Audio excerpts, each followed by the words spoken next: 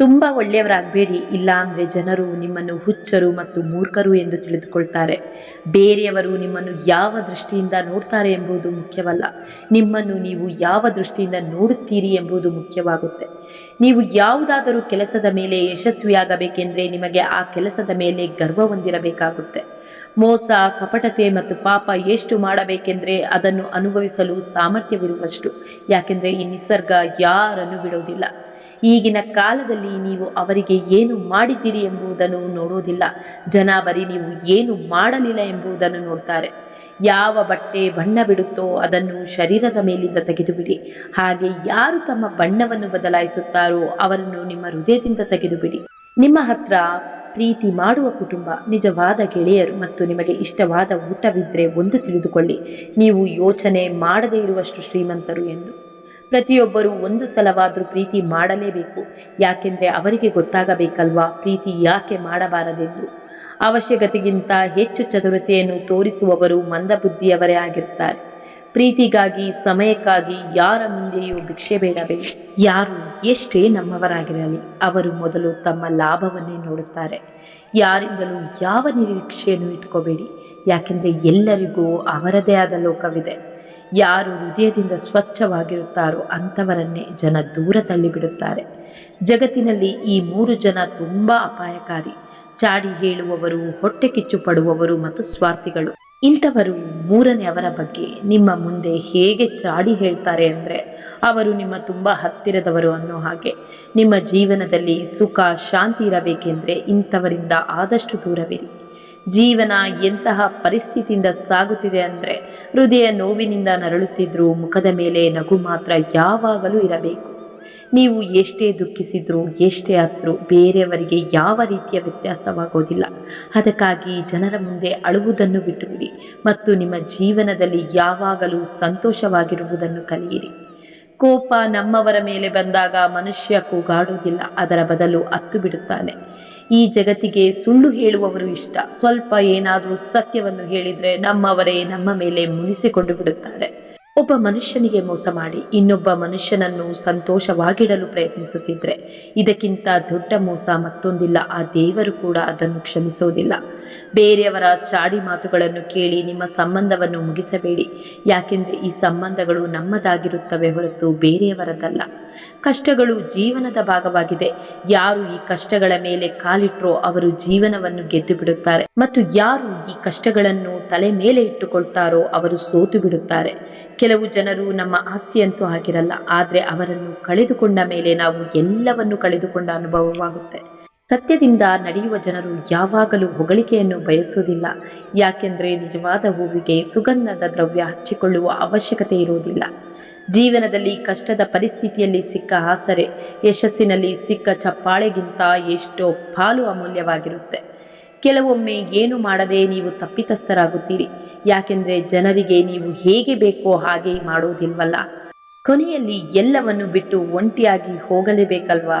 ಈಗಿಂದಲೇ ಒಂಟಿಯಾಗಿರುವುದನ್ನು ಕಲಿಯಿರಿ. ಒಂಟಿಯಾಗಿ ನಡೆಯುವ ಸಂದರ್ಭ ಬಂದರೆ ಹೆದರಬೇಡಿ. ಯಾಕೆಂದ್ರೆ ಸ್ಮಶಾನ, ಶಿಖರ ಮತ್ತು ಸಿಂಹಾಸನದ ಮೇಲೆ ಒಂಟಿಯಾಗಿಯೇ ನಡೆಯಬೇಕು. ಅರಮನೆಗೆ ಬಂದ ಮೇಲೆ ತಾವಿರುವ ಮನೆಯನ್ನು ಮರೆತು ಬಿಡುತ್ತಾರೆ. ಈಗಿನ ಸ್ವಾರ್ಥಿಗಳು ಸ್ವಲ್ಪ ಹಣ ಗಳಿಸಿದ ಮೇಲೆ ತಮ್ಮ ನಿಜ ಸ್ವರೂಪವನ್ನು ತೋರಿಸಿ ಬಿಡುತ್ತಾರೆ. ಯಾರೂ ನಿಮ್ಮನ್ನು ವಿಚಾರಿಸಲಿಲ್ಲವೆಂದ್ರೆ ಬೇಜಾರು ಮಾಡ್ಕೋಬೇಡಿ. ಯಾಕೆಂದ್ರೆ ಈ ಜಗತ್ತಿನಲ್ಲಿ ವಿಚಾರಿಸುವವರಿಗಿಂತ ಚಾಡಿ ಹಬ್ಬಿಸುವವರೇ ಜಾಸ್ತಿ ಇದ್ದಾರೆ. ನೋವು ತಾನಾಗೆ ಕಡಿಮೆ ಆಗುತ್ತೆ ಯಾವಾಗ ನಾವು ನಮ್ಮವರಿಂದ ನಿರೀಕ್ಷೆಗಳನ್ನು ಕಡಿಮೆ ಮಾಡುತ್ತೇವೋ.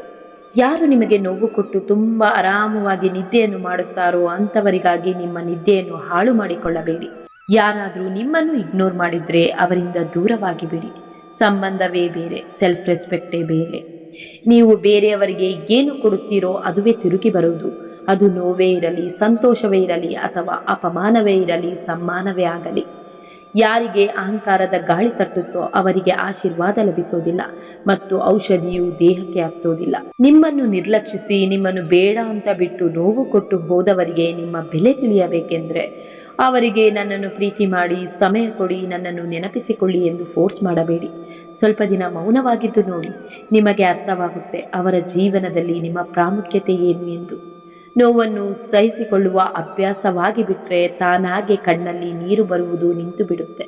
ಎಷ್ಟೋ ಸಲ ತಮಾಷೆ ಆಗಿರುವುದಿಲ್ಲ, ತುಂಬ ಚಾಲಾಕಿತನದಿಂದ ಹೇಳಿರುವ ಸತ್ಯವಾಗಿರುತ್ತೆ. ಮುಗ್ಧವಾದ ಜನರು ಕೋಪದಲ್ಲೂ ಕೂಡ ಹತ್ತು ಬಿಡುತ್ತಾರೆ. ನಾವು ನಿರ್ಲಕ್ಷ್ಯಕ್ಕೆ ಒಳಗಾದವರು. ಯಾರಾದರೂ ನಮಗೆ ಸ್ವಲ್ಪ ಪ್ರಾಮುಖ್ಯತೆ ತೋರಿಸಿದ್ರೆ ಅವರನ್ನು ನಮ್ಮವರೆಂದುಕೊಂಡು ಬಿಡುತ್ತೇವೆ. ನಾವು ತೋರಿಸುವ ಪ್ರೀತಿ ಮತ್ತು ಕಾಳಜಿ ಬೇರೆಯವರಿಗೆ ಭಾರವೆನಿಸತೊಡಗಿದ್ರೆ ಅಲ್ಲಿಗೆ ಆ ಸಂಬಂಧದ ಅಂತ್ಯವಾಯಿತು ಎಂದರ್ಥ. ಯಾರು ನಿಮ್ಮ ಭಾವನೆಗಳಿಗೆ ಒಂಚೂರು ಗೌರವ ಕೊಡುವುದಿಲ್ವೋ ಅಂಥವರಿಗಾಗಿ ನಿಮ್ಮ ಭಾವನೆಗಳನ್ನು ಹಾಳು ಮಾಡಿಕೊಳ್ಳಬೇಡಿ. ತುಂಬ ವಾದ ಮಾಡುವುದು ಒಮ್ಮೊಮ್ಮೆ ಸಂಬಂಧಗಳನ್ನು ಹಾಳು ಮಾಡಿಬಿಡುತ್ತೆ. ಅದಕ್ಕೆ ಒಂದೊಂದು ಸಾರಿ ಮೌನವಾಗಿರಬೇಕಾಗುತ್ತೆ. ಜೀವನದ ಗಾಡಿಯು ಸರಿಯಾಗಿ ಹಳಿಯ ಮೇಲೆ ಇದ್ದಾಗ ಎಲ್ಲರೂ ಜೊತೆಯಾಗಿ ನಡೆಯುತ್ತಾರೆ. ಯಾವಾಗ ಗಾಡಿಯು ಹಳಿಯಿಂದ ಇಳಿಯುತ್ತೇವೋ ಎಂದರೆ ಎಲ್ಲರೂ ನಮ್ಮನ್ನು ನಡು ನೀರಿನಲ್ಲಿ ಬಿಟ್ಟು ಹೋಗಿಬಿಡುತ್ತಾರೆ.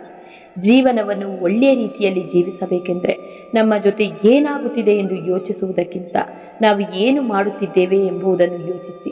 ಮಾತು ನಮ್ಮ ಅಧಿಕಾರ, ಚರಿತ್ರೆ ಮತ್ತು ಸಮ್ಮಾನದ ಮೇಲೆ ಬಂದಾಗ ಅಹಂಕಾರದ ಅವಶ್ಯಕತೆಯೂ ಇದೆ. ಅಳುವುದರಿಂದ ನೋವು ಕಡಿಮೆಯಾಗುವುದಿಲ್ಲ, ಆದರೆ ಹೃದಯಕ್ಕೆ ಮಾತ್ರ ಸಮಾಧಾನ ಸಿಗುತ್ತೆ. ನಿಮ್ಮನ್ನು ರಮಿಸುವ ಹಕ್ಕು ಇರುವವರ ಮೇಲೆಯೇ ಒಪ್ಪಿಸಿಕೊಳ್ಳಿ. ಈಗಿನ ಕಾಲದಲ್ಲಿ ತನ್ನ ಪಾಡಿಗೆ ತಾನು ಅಂತ ಇದ್ರೆ ಸಂತೋಷವಾಗಿರಲು ಸಾಧ್ಯ. ಅವಶ್ಯಕತೆ ಇದ್ರೆ ಯಾವತ್ತೋ ಒಡೆದು ಹೋದ ಸಂಬಂಧಗಳು ಕೂಡ ಹತ್ತಿರವಾಗುತ್ತೆ. ಬೇರೆಯವರ ಸಂಪತ್ತನ್ನು ನೋಡದೆ ಅವರ ಮನಸ್ಸನ್ನು ನೋಡಿ ಅವರೊಂದಿಗೆ ಗೆಳೆತನ ಮಾಡಬೇಕು. ದೇವರನ್ನು ಹುಡುಕುವುದಲ್ಲ, ಆ ದೇವರಲ್ಲಿ ಕಳೆದು ಹೋಗಬೇಕು. ಯಾರ ಮೇಲೆ ಜವಾಬ್ದಾರಿಯ ಭಾರವಿರುತ್ತೋ ಅವರು ಕೋಪ ಮಾಡಿಕೊಳ್ಳುವುದರಲ್ಲಿ ಮತ್ತು ಒಡೆದು ಹೋಗುವುದರಲ್ಲಿ ಅರ್ಥವೇ ಇಲ್ಲ. ಬುದ್ಧಿಯಿಂದ ಮಾಡಿದ ಪ್ರೀತಿಗಿಂತ ಹೃದಯದಿಂದ ಮಾಡಿದ ದ್ವೇಷ ಎಷ್ಟೋ ವಾಸಿ. ತನ್ನ ತಪ್ಪಿನ ಮೇಲೆ 100 ಪರದೆ ಹಾಕಿ ಮನುಷ್ಯ ಹೇಳ್ತಾನೆ, ಈ ಜಗತ್ತು ತುಂಬ ಕೆಟ್ಟದಾಗಿದೆ ಎಂದು. ಸಮಯವು ಬದಲಾಗುತ್ತೆ, ಎಲ್ಲವೂ ಸರಿ ಹೋಗುತ್ತೆ, ಆದರೆ ನಾವು ಮಾತ್ರ ಮೊದಲಿನ ಹಾಗೆ ಉಳಿದಿರುವುದಿಲ್ಲ.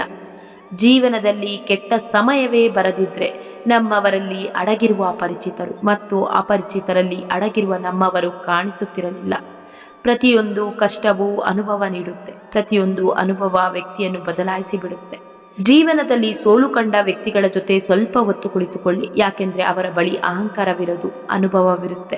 ದೇಹದ ಆಕರ್ಷಣೆ ಎಲ್ಲರಿಗೂ ಆಗುತ್ತೆ, ಆದರೆ ಅಂತರಾತ್ಮದ ಆಕರ್ಷಣೆ ಕೋಟಿಗೊಬ್ಬರಿಗೆ ಮಾತ್ರ ಬರುತ್ತೆ. ಜಾರುವ ಕಣ್ಣೀರಿನ ಹನಿಯು ಭಾರವಿಲ್ಲದಿರಬಹುದು, ಆದರೆ ಅದರಲ್ಲಿ ಅಡಗಿರುವ ನೋವು ಸಾಕಷ್ಟು ಭಾರವಿರುತ್ತೆ.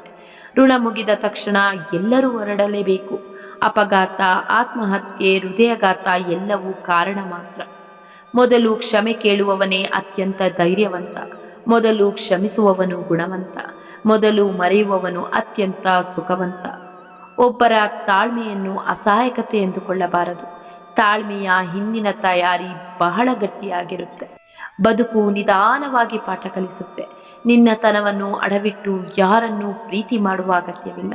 ಯಾಕೆಂದ್ರೆ ಇಲ್ಲಿ ಯಾರು ಯಾರಿಗೂ ಅನಿವಾರ್ಯರಲ್ಲ. ಸ್ವಲ್ಪ ಜನ ಇಷ್ಟಪಟ್ಟಂತೆ ನಟಿಸುತ್ತಾರೆ, ಇನ್ನೂ ಸ್ವಲ್ಪ ಜನ ತಮ್ಮ ಅವಶ್ಯಕತೆಗಳಿಗೆ ಅನುಸಾರವಾಗಿ ಬಳಸಿಕೊಳ್ತಾರೆ ಅಷ್ಟೆ. ಯಾರಾದರೂ ನಿಮ್ಮನ್ನು ಇಗ್ನೋರ್ ಮಾಡಿದ್ರೆ ಅವರಿಂದ ದೂರವಾಗಿ ಬಿಡಿ. ಸಂಬಂಧ ಬೇರೆ, ಸೆಲ್ಫ್ ರೆಸ್ಪೆಕ್ಟ್ ಬೇರೆ.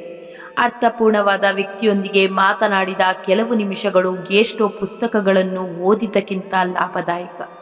ಒಂಟಿಯಾಗಿ ನಡೆಯುವುದನ್ನು ಕಲಿಯಿರಿ. ಪ್ರೀತಿ ಮತ್ತು ಗೆಳೆತನ ಎಷ್ಟು ಒಳ್ಳೆಯದಾಗಿದ್ರೂ ಒಂದಲ್ಲ ಒಂದು ದಿನ ತನ್ನ